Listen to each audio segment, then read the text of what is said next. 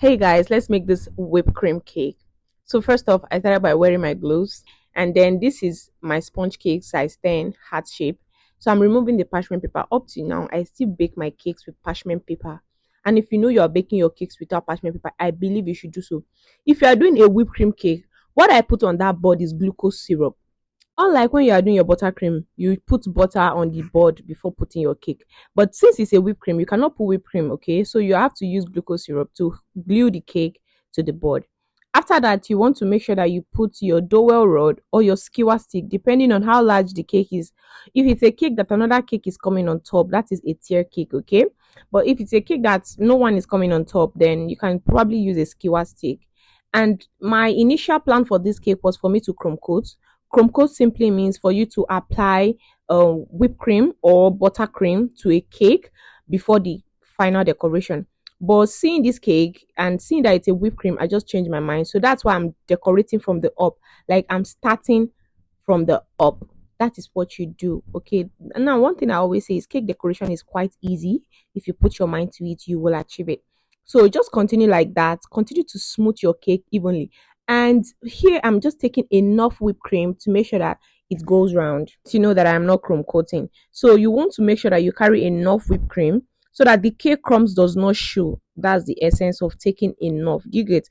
And now after doing the up, that is if you are doing this like me, if you want to decorate your cake like this without chrome coating, it's not all cakes that you can do like this, mind you. But if you are doing a whipped cream cake, most times because whipped cream cakes are cold, you can actually work with them without chrome coating. Okay, you can do that, but you want to make sure that you carry enough whipped cream. So I'm taking enough whipped cream and I'm doing it so gentle, like I'm not rushing. So this is just me. This is the way you cover your cake.